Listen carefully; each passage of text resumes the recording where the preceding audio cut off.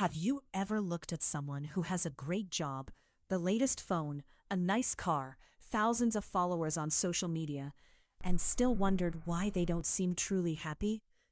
This is the story of a young man named Arjun and the lesson that completely changed the way he looked at life. Arjun was 24 years old and had just landed his dream corporate job. Like many youngsters today, he believed success meant working harder than everyone else. His weekdays disappeared into endless meetings, deadlines, and emails. His nights disappeared into scrolling through social media, replying to work messages, and comparing his life to people online. Every morning he told himself, "Once I earn enough money, then I'll enjoy life." Every weekend he promised his family, "Next week I'll spend time with you." But somehow, next week never came. His parents often asked him to visit his grandparents, who lived in a peaceful village a few hours away. "Your grandfather keeps asking about you," his mother would say. Arjun always had an excuse. "I'm too busy. I have an important presentation. Maybe next month." 3 months passed before he finally found a free weekend to visit them. As soon as he reached the village, everything felt different. There were no traffic horns, no office calls, no constant phone notifications. Children were playing cricket in the streets, neighbors greeted each other with smiles, birds chirped in the trees, and people actually sat outside talking to one another. His grandparents welcomed him with warm hugs and a home-cooked meal. His grandmother kept serving him extra food, just like she always had, while his grandfather smiled and joked, "I thought your office had adopted you." They all laughed. After lunch, Arjun and his grandfather sat under a large mango tree in the backyard. The old man looked at him and asked, "Tell me, Arjun, what do you think matters most in life?" Arjun answered confidently, "Success." His grandfather nodded. "What else?" "Money." And after that, Arjun thought for a moment, "A good career, maybe buying a house and a nice car." His grandfather smiled without arguing. Instead, he stood up and said, "Come inside. I want to show you something." In the living room, there was an empty glass jar on the table. Next to it were 3 bowls, one filled with large stones, another with small pebbles, and the last one with sand. His grandfather first poured all the sand into the jar until it was almost full. Then he tried adding the pebbles. Only a few could fit. Finally, he picked up the large stones, but none of them could go inside. He emptied the jar and started again. This time he placed the large stones inside first. Then he poured in the pebbles, which slipped perfectly into the spaces between the stones. Finally, he added the sand, and it filled every tiny gap. Looking at Arjun, he said, "This jar is your life. The large stones are the things that truly matter: your health, your family, your peace of mind, your values, and the people who genuinely love you. The pebbles are your career, your education, your achievements, and your financial goals. The sand is everything else: social media likes, expensive gadgets, unnecessary arguments, and the endless distractions that consume your time. If you fill your life with sand first, there will never be room for the things that matter most. But if you put the important things first, everything else will find its place." Arjun didn't say a word, because for the first time, he realized his life was almost entirely filled with sand. As evening approached, he noticed his grandfather walking into the kitchen. His grandmother was already preparing tea. She handed one cup to her husband, and he smiled at her with the same warmth he had probably shown her decades ago.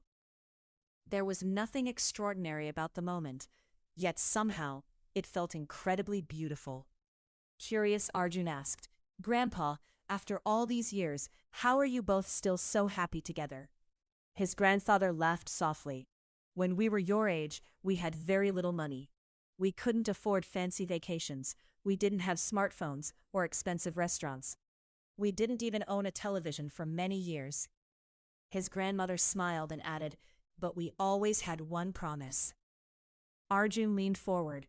"Every evening," she said, "no matter how busy life became, we sat together and had one cup of tea." Some days we talked for an hour. Some days we talked for only 5 minutes, but we never stopped making time for each other. His grandfather looked at Arjun and said, "People today think relationships survive because of expensive gifts or grand surprises. Relationships survive because people choose each other every single day. Love doesn't disappear because people change. It disappears because people stop making time." His grandmother gently held his hand and smiled. Nowadays, people spend hours talking to strangers online, but say they don't have 10 minutes for the people sitting in the next room. Those words stayed with Arjun.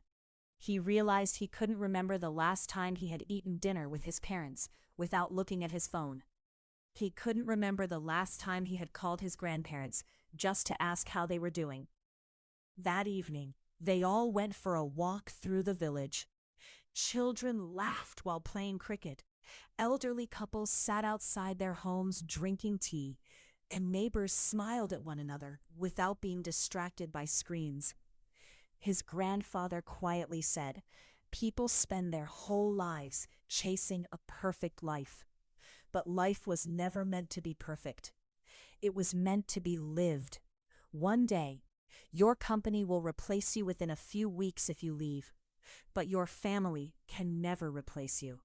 Your followers won't remember your last post, but your parents will always remember the last time you visited them.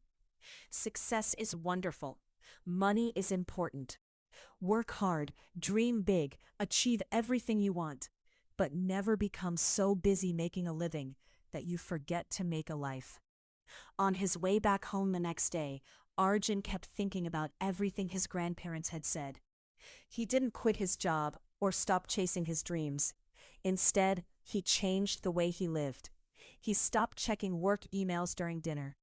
Every evening, he called his parents. Every month, he visited his grandparents. He kept one day every week free for family and friends. Slowly, he noticed something surprising. He was still successful, but he was also happier. Years later, whenever someone asked him the secret to a meaningful life, he would smile and remember a simple glass jar filled with stones, pebbles, and sand, and two grandparents sharing a cup of tea. He realized that happiness isn't hidden inside a bigger salary, a luxury car, or more followers. It's hidden in ordinary moments that we often ignore, because we're too busy chasing extraordinary ones. Life is short, and the greatest tragedy isn't failing to become rich or famous. It's realizing too late that the people who loved you the most were waiting for your time, not your money. So chase your dreams, work hard, build your career, and become successful. But never forget to call your parents, visit your grandparents, sit with your family without your phone. Laugh with your friends, and make memories while you still can. Because at the end of life, no one wishes they had attended one more meeting, answered one more email, or bought one more expensive gadget. They simply wish they had spent a little more time with the people they loved. And perhaps that is what truly matters in life.